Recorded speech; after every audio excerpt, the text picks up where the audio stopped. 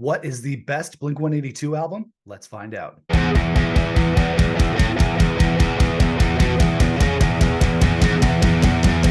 Hey everybody, it's Nick here with you. Welcome back to the Rock Squad channel. Welcome to my rock albums ranked for Blink-182. This week, Blink-182 announced that finally their new album, One More Time, is coming out on October the 20th. So I figured what better time than right now to do a rock albums ranked and definitively rank all the Blink-182 studio albums. Before we get to the list, there is one honorable mention, and that is the Dogs Eating Dogs EP from 2012. It came hot on the heels of the release of the Neighborhoods record and is really one of the best Blink-182 releases ever. When I Was Young, Disaster, Boxing Day, Pretty Little Girl, Blink-182 put some of their best material on this EP, and then Tom quit the band again. But at least we got this sweet EP, which absolutely rules. All right, so let's get to the actual list. This is the Blink-182 rock albums ranked. In at number 9 at the absolute bottom of the list is their debut independent demo album, Buddha. This was actually my first time listening to this record, and man, it's kind of rough. You can tell the boys are trying, but this is the absolute start of their career. This is Mark and Tom. They don't even have Travis in the band yet. You can tell that it's Mark and Tom doing their thing. It does sound like them,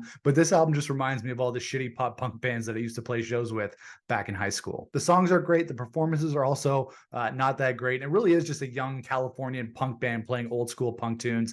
Interesting as a listen, but not really a great album. In at number 8, we have the second studio album from Blink-182, Cheshire Cat. This is actually my first time listening to this record in full, and it's still kind of rough, but you can hear Blink-182 morphing into what they would eventually become. And there's definitely more of the signature Blink-182 humor that they would bring to later records and to their live shows. You know what I'm talking about, that classic Blink-182 humor. They had sex with your mom, they got a blowjob from your girlfriend, you know, funny stuff. But Cheshire Cat is still a far cry from what Blink-182 would eventually become, so it's coming in at number 8. And at number 7, we have the most recent Blink-182 album before Tom DeLonge rejoined the band, and that is the album 9. When Matt Skiba joined the band and took over for Tom DeLonge, I was really skeptical, but then they put out the California record, which is an album that I absolutely love and is a lot further up on this list. But after the success of California, they quickly released the follow-up 9, which sounds a little bit rushed.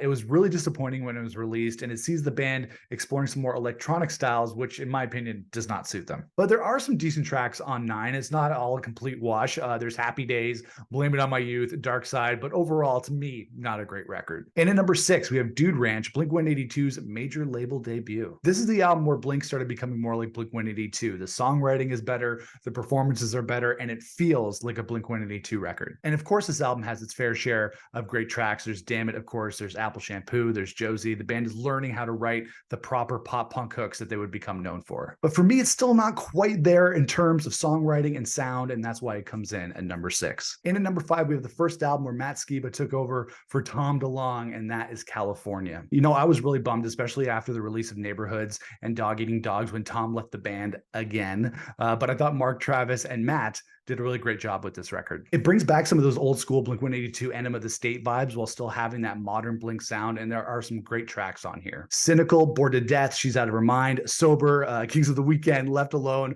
all great tracks, which I think stack up to the best of Blink-182's canon of songs. It wasn't Mark, Tom, and Travis, but they made do with what they had, and I think they put out a great record with California. And also special shout out to the California Deluxe Edition, which also has a bunch of great tracks on it and is definitely worth a listen. And at number 4, we have Take Off Your Pants and Jacket. You know, I've always kind of knocked this record for being in between two really great albums in Enema of the State and the self-titled record from 2003, and for sort of treading water musically. But after listening to it, I think that this album is a really great mix of the pop punk style of the earlier Blink records and the more alt-rock style that we've gotten since then. You got the pop punky stuff like Anthem Part 2, Rock Show, and First Date, but then some fresher sounding stuff like Stay Together for the Kids, which I think is still a great Blink-182 track. And at number 3, we have the self-titled Blink-182 record from 2003. This was the introduction of a newer sound for Blink. They were still a pop punk band at heart, but they were starting to get more experimental and starting to sound a little bit more like Tom DeLonge's other band, Angels and Airwaves. And although this change in style was a little bit hard to swallow at the time, this version of Blink is my favorite version of Blink-182, and I like how they've continued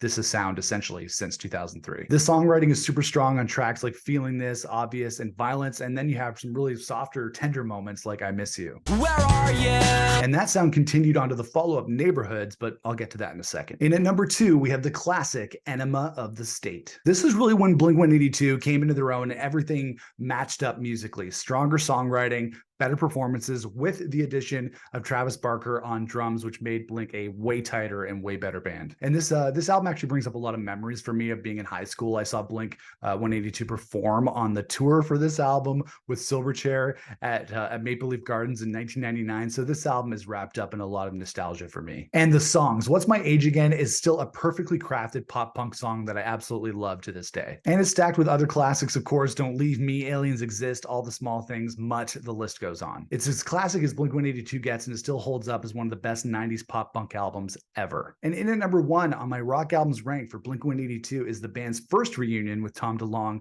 from 2011, Neighborhoods. To me, this is Blink firing on all cylinders. They kept the more alt-rock sound of the self-titled record and then took it a step further. And right from the drum sounds of Travis Barker on Ghost on the Dance Floor, you know you're in for a great record. I know the band wasn't really in the studio together for this album. They recorded it separately over long distances, but it still kicks ass. Natives, Up All Night, After Midnight, Snake Charmer, Wishing Well, and some of the bonus tracks, like Even If She Falls, are among Blink's best songs. And after this masterpiece, Tom DeLonge left Blink-182 again, but at least with this and the Dogs Eating Dogs EP, he left us with a lot of great tracks. And here we are on the cusp of the band's first new album with Tom back in the fold with One More Time coming out on October the 20th. I love the first single, Edging. I love the new singles that we heard, One More Time and More Than You Know. I'm beyond pumped for the new record, and I'm sure you are too. That being said, let me know what your rock albums ranked are for Blink-182 in the comments below. What'd you think of my list? Would you switch it around? Would you keep things the same? Let's get a conversation going in the comments.